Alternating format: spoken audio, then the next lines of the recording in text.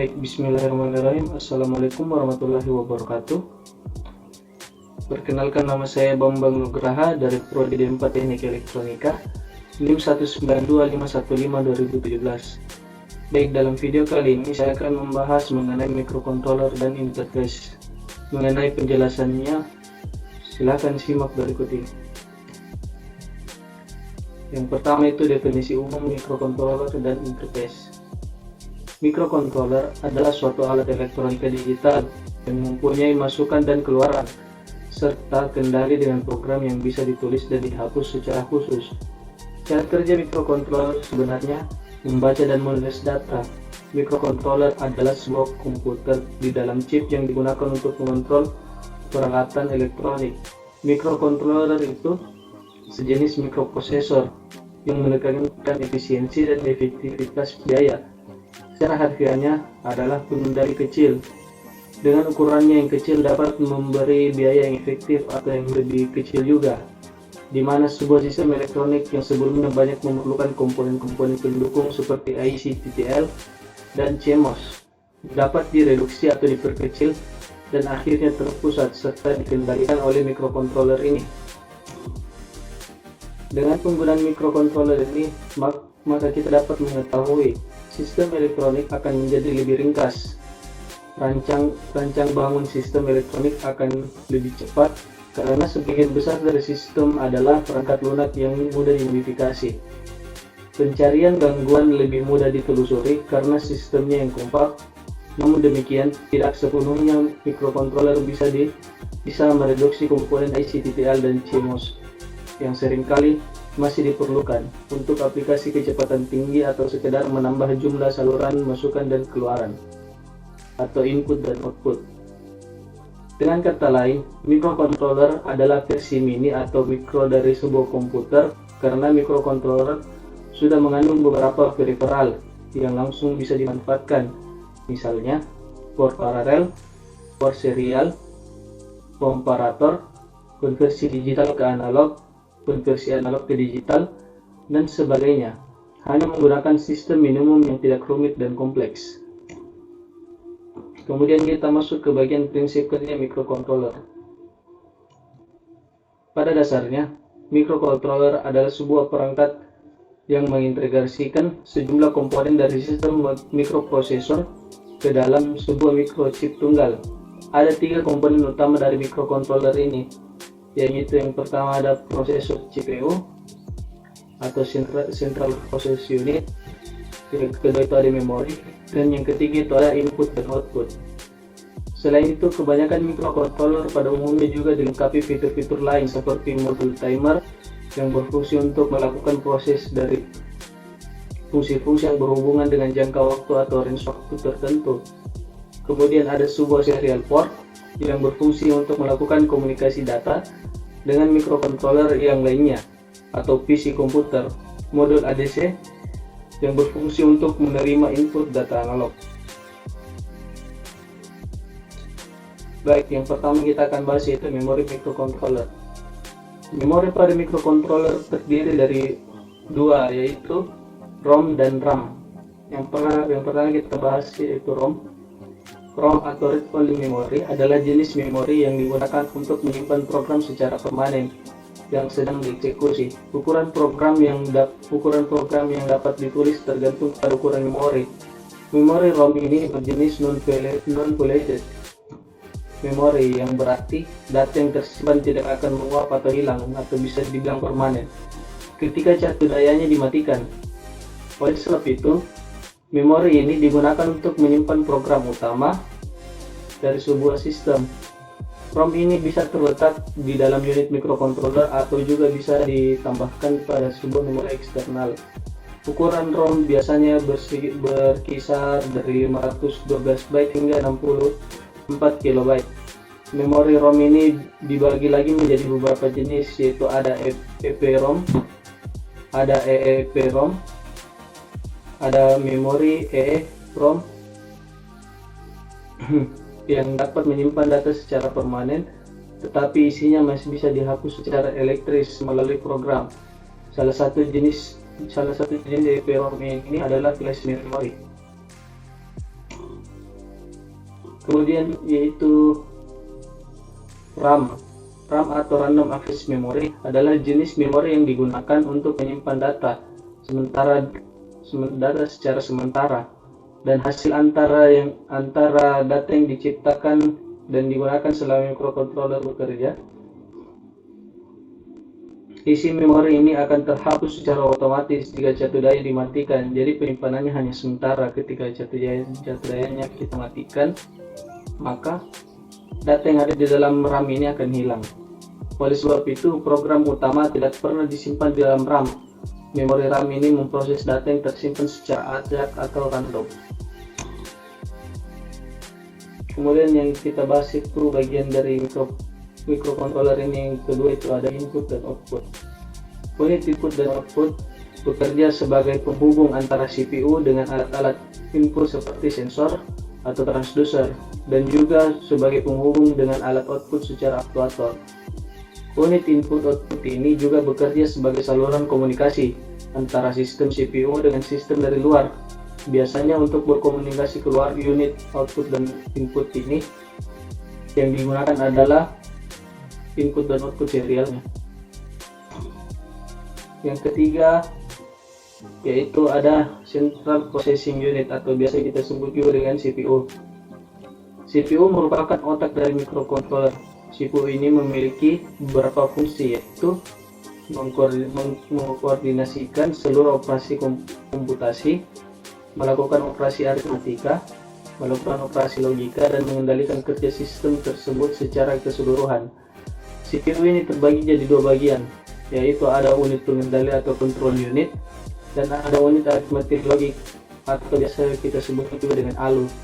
Fungsi utama dari unit pengendali adalah mengambil, mengkodekan, dan melaksanakan urutan instruksi dari sebuah program yang tersimpan di dalam memori.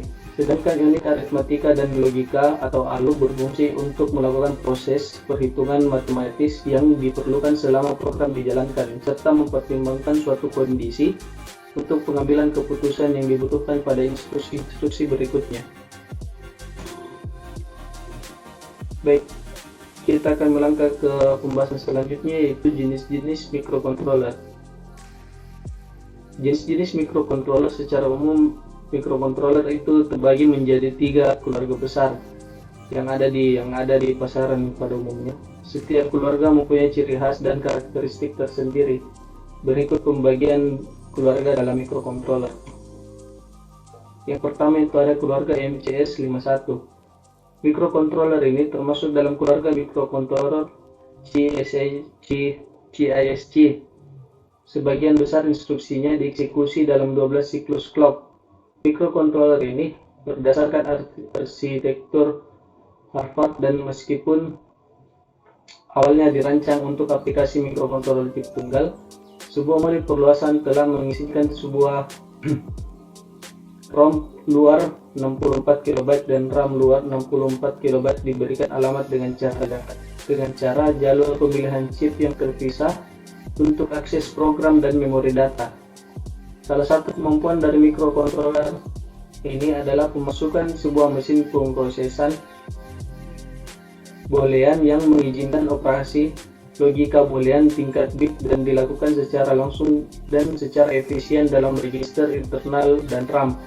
Karena itulah keluarga MCS51 ini digunakan dalam rancangan awal PLC atau biasa kita sebut Programmable Logic Control. Kemudian itu ada AVR, Microcontroller Alpha-Alphabet Processor atau sering disingkat dengan AVR, merupakan microcontroller RISC 8-bit. Karena RISC inilah sebagian besar kode instruksinya dikemas dalam satu siklus clock. AVR adalah jenis microcontroller yang paling sering dipakai dalam bidang elektronika dan instrumentasi. Secara umum, AVR dapat dikelompokkan dalam 4 kelas. Pada dasarnya yang membedakan masing-masing kelas adalah memorinya, peripheral, dan fungsinya. Keempat kelas tersebut adalah keluarga ATT ini, keluarga AT90S, keluarga Atmega, dan 86FF. Kemudian ada keluarga PIC. PIC ialah keluarga microcontroller tipe RISC buatan microchip teknologi. Bersumber dari PIC 1650 yang dibuat oleh divisi Mikroelektronika General Instrument. Teknologi microchip tidak menggunakan PIC sebagai akronim, melainkan nama brandnya ialah PIC Micro. Hal ini karena PIC singkatan dari Peripheral Interface Controller, tetapi General Instrument mempunyai akronim PIC 1650 sebagai Programmable Intelligent Computer. Baik, kita ke pembahasan berikutnya, yaitu fungsi-fungsi dari microcontroller. Yang pertama itu sebagai decoder dan encoder, yang kedua sebagai counter, yang ketiga sebagai flip-flop, dan yang keempat sebagai timer atau waktu, 5 sebagai pembangkit osilasi, dan yang keenam sebagai ADC atau analog digital converter. Baik, kita ke pembahasan selanjutnya, yaitu perbedaan antara CISC dan RISC. Perbedaan dari CISC ini dan RISC dibedakan berdasarkan beberapa hal. Yang pertama itu perbedaan berdasarkan definisi umumnya. CISC atau Complex Instruction Set Computing merupakan kumpulan instruksi komputasi kompleks. CISC ini adalah suatu arsitektur komputer di mana setiap instruksi akan menjalankan beberapa operasi tingkat rendah, serta pengambilan dari memori, operasi aritmatika, dan penyampaian ke dalam memori yang saling bekerja sama. Tujuan utama dari arsitektur CISC ini adalah melaksanakan suatu instruksi cukup dengan beberapa baris bahasa mesin yang relatif pendek, sehingga implikasinya hanya sedikit saja RAM yang digunakan untuk menyimpan instruksi-instruksi tersebut. Arsitektur CISC ini menekankan pada perangkat keras karena filosofi dari arsitektur ini yaitu bagaimana memindahkan kerumitan perangkat lunak ke dalam perangkat keras.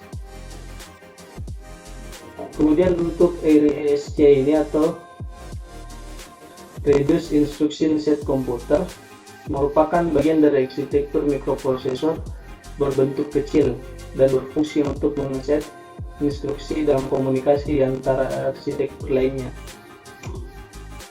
Kemudian perbedaan berdasarkan karakteristiknya.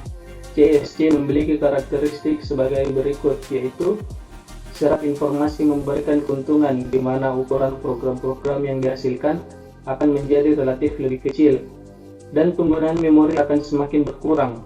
Karena itu CISC inilah biaya pembuatan komputer pada saat itu menjadi jauh lebih hemat. Dimaksudkan untuk meminimumkan jumlah perintah yang diperlukan untuk mengerjakan pekerjaan yang diberikan.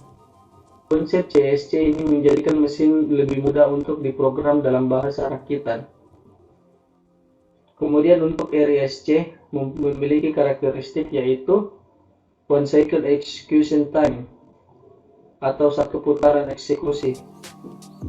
Prosesor RISC ini mempunyai CPI atau clock per instruction atau waktu per instruksi untuk setiap putarannya. Hal ini dimaksud untuk mengoptimalkan setiap instruksi pada CPU. Kemudian yaitu pipelining adalah sebuah teknik yang memungkinkan dalam melakukan eksekusi secara simultan sehingga proses instruksi lebih efisien. Kemudian large number of register, jumlah register yang sangat banyak. RISC didesain dimaksudkan untuk dapat menampung jumlah register yang sangat banyak untuk mengantisipasi agar tidak terjadi interaksi yang berlebihan dengan memori. Kemudian perbedaan berdasarkan ciri-cirinya. CISC memiliki ciri-ciri yaitu jumlah instruksi yang banyak, kemudian banyak terdapat perintah bahasa mesin, dan yang ketiga instruksi lebih kompleks. Kemudian untuk ciri-ciri dari RISC yaitu Instruksi berukuran tunggal, ukuran yang umum adalah 4 byte, jumlah pengalamatan data sedikit, tidak terdapat pengalamatan tak langsung, tidak terdapat operasi yang menggabungkan operasi load store dengan operasi aritmatika. Kemudian tidak terdapat lebih dari satu operan per alamat memori per instruksi. Kemudian tidak mendukung perataan sembarang bagi data atau operasi load. Kemudian yang terakhir, jumlah maksimum pemakaian memori manajemen bagi suatu alamat data adalah sebuah instruksi. Kemudian untuk perbedaan berdasarkan instruksinya, RSC yaitu menekankan pada perangkat lunak dengan sedikit transistor. Instruksi sederhana, bahkan single, load atau store memori ke memori bekerja secara terpisah. Ukuran kode besar dan kecepatan lebih tinggi. Transistor di dalamnya lebih untuk meregister memori-memori. Kemudian untuk instruksi dari CISC atau Complex Instruction Set Computer ini lebih menekankan pada perangkat keras sesuai dengan takdirnya untuk programmer. Kemudian memiliki instruksi kompleks atau memori ke memori bekerja sama. Kemudian memiliki ukuran kode yang kecil dan kecepatan yang rendah. Dan CISC ini transistor di dalamnya digunakan untuk menyimpan instruksi-instruksi bersifat kompleks. Berikut contoh-contoh dari penerapan CISC dan RISC.